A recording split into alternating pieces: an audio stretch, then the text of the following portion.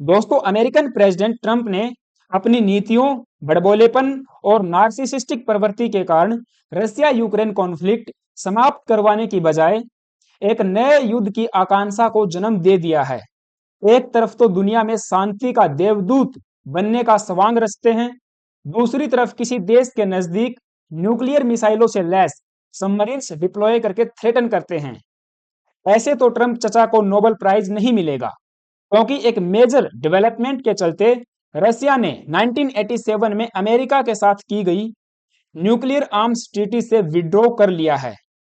रसिया के Dmitry Medvedev ने warning issue की है ट्रंप एंड अमेरिकन को that Russia is no longer bound by the nuclear missile treaty, जिसको officially INF nuclear arms treaty के नाम से भी जाना जाता है। इनफैक्ट मैं आपको बता दूं, 2019 में ट्रंप के ही अंडर में यूएसए इस ट्रीटी से विड्रॉ कर चुका है। यहाँ पे न्यूज आप देख पाओगे, यूएस डिपार्टमेंट ऑफ डिफेंस की ये न्यूज है। US withdraws from intermediate range nuclear force treaty.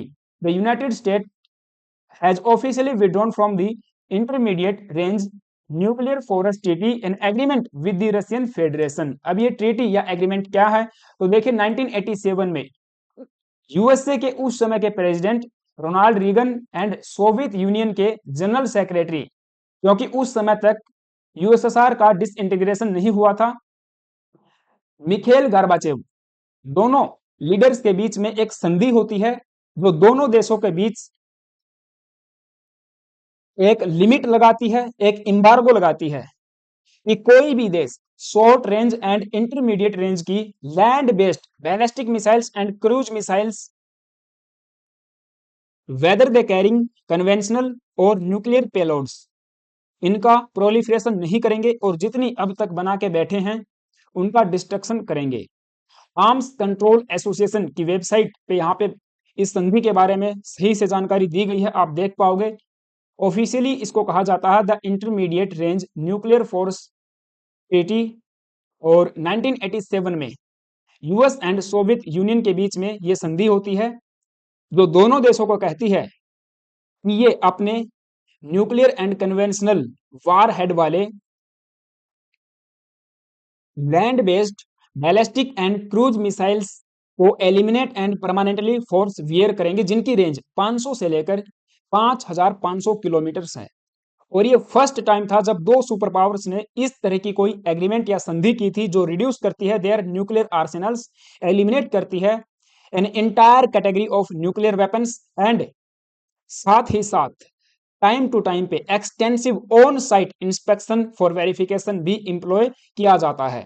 और इस संधि के तहत ही रिजल्ट ये सामने आता है कि 1 जून 1991, क्योंकि ये इस संधि के इंप्लीमेंटेशन की डेडलाइन थी, अब तक 2692 short, medium and intermediate range की मिसाइलों को डिस्ट्रॉय किया गया था दोनों देशों के द्वारा। हालांकि ऑन रिकॉर्ड पेपर्स पे लिखा हुआ है, एक्चुअली में हुआ है या नहीं किसी को नहीं पता, क्योंकि लगता यही है कि दोनों देशों में से किसी ने भी इस संधि को सही से इंप्लीमेंट नहीं किया। रसिया एंड यूक्रेन यूएसए एक दूसरे पे आरोप प्रत्यारोप लगाते रहे हैं इस संधि के इंप्लीमेंटेशन को लेकर, और इसी के चलते ट्रंप ने 2019 में यूएसए से इस संधि को यूएस विड्रॉ कर लेता है, और अब ये एक यूनिलेटरल एग्रीमेंट बच गया था। वैसे भी इसका कोई खास सिग्निफिकेंट बचा नहीं था, एंड फॉर्मली अब रसिया भी इससे विड्रॉ कर चुका है, बाहर आ चुका है। इंटायर वर्ल्ड मीडिया एक्सटेंसिवली इस न्यूज को कवर कर रहा है। Russia officially ends commitment to 1987 INF nuclear arms treaty, और यहाँ पे अल जजीरा का भी आर्टिकल ये आप देख पाओगे। मेडवेदेव ने इशू की है warning as Moscow says not bound by missile treaty. अब यूएसए ही इससे बाउंड नहीं है तो रसिया क्यों रहेगा। वैसे भी रिसेंट टाइम में ट्रंप ने जिस प्रकार की हरकतें की हैं, ये होना लाजमी था, और लगता भी था कि रसिया भी कोई ना कोई बड़ा कदम यहाँ पे उठाने वाला है, और हो सकता है आने वाले समय में कोई एक आध और ट्रीटी दोनों देशों के बीच में हो, उससे भी पुल आउट कर लेंगे। एंड दिमित्री मेदवेदेव ने ट्वीट करके यहाँ पे इसके बारे में कहा, the Russian foreign ministries statement on withdrawal of the moratorium on the deployment of medium and short range missiles is the result of NATO countries anti Russian policy. इन्होंने इस पूरी डेवलपमेंट का जिम्मेवार नाटो कंट्रीज को ठहराया है कि उनकी जो एंटी रशियन पॉलिसीज हैं इसी वजह से हमें संधियों से बाहर आना पड़ रहा है। And this is a new reality all our opponents will have to reckon with. Expect further steps. अब इसके क्या मायने निकाले ये तो आने वाला समय ही बताएगा, फर्दर स्टेप्स क्या हो सकते हैं। बट इस पूरी कहानी के पीछे का जो प्रकरण है हम कई बार डिस्कस कर चुके हैं पिछले 2 से 3 सेशंस में। जिस प्रकार से ट्रंप ने रसिया और इंडिया की इकोनॉमीज को डेड इकोनॉमी करार दिया, इसके बाद रसिया के नजदीक न्यूक्लियर सबमरीन्स की डिप्लॉयमेंट की बात कही। पब्लिकली इन्होंने ये कहा था कि हमने डिप्लॉय कर दी हैं और थ्रेट जो है डायरेक्ट थ्रेट रसिया को दिया था। ऐसे में एक रिस्पॉन्स रसिया की तरफ से भी आया था।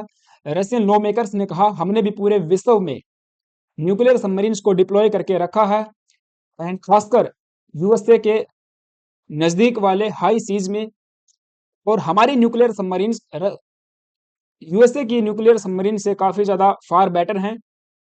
और वो एक धमकी भरे अंदाज में भी न्यूज सामने आई थी। बट फिलहाल के लिए मॉस्को टाइम्स की ये न्यूज सामने ये भी आई है कि क्रेमलिन ने कहा है अभी के लिए संयम बरते, रिस्टेन करें after Trump deploys nuclear submarines. Dmitry Medvedev Russia के एक टॉप स्पोक्समैन है दिमित्री पेस्कोव, उन्होंने कहा we approach any statement related to nuclear issue with great caution and Russia is firmly committed to nuclear non-proliferation and we believe that all parties should exercise the utmost restraint when it comes to nuclear rhetoric। देखिए speculations तो होंगी ही जब इस तरह से दो देशों के बीच में दोनों आर्म्ड पावर न्यूक्लियर पावर्ड हैं, चीजें एस्केलेट होती जाएंगी तो मार्केट में ये खबरें आना लाजमी है कि हम वर्ल्ड वार 3 की तरफ अग्रसर हैं। इसके अलावा नेटो कंट्रीज की बात करें तो ट्रंप ने प्रेसिडेंट बनते ही शुरुआती कुछ दिनों में बहुत सारी ऐसी हरकतें की जो सबके लिए सरप्राइजिंग थी। जेलेंस्की को अपने पास सामने बैठा के अपने घर में बुला के लताड़ना, काफी बेइज्जती उनकी करना, जो लंबे समय से America and European union NATO countries Ukraine वार को फ्यूल कर रहे हैं उससे पीछे हटने की धमकियां देना एंड प्रेसिडेंट को अपना एक पार्टनर बताना, एक ओल्ड फ्रेंड बताना, उनके साथ में विदिन 24 आवर्स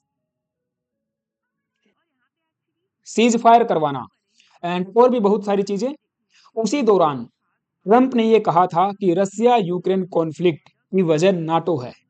यदि NATO countries and European union push नहीं करता यूक्रेन को नाटो में शामिल होने के लिए तो ये युद्ध होता ही नहीं। और उस समय आप देखिए फेब 19 की ये खबर है, रशियन जो फॉरेन मिनिस्टर हैं सर्जेई लेवरोव, उन्होंने प्रेज किया था ट्रंप की स्टेटमेंट्स को और ये कहा कि हाँ अमेरिका के प्रेसिडेंट ठीक कह रहे हैं।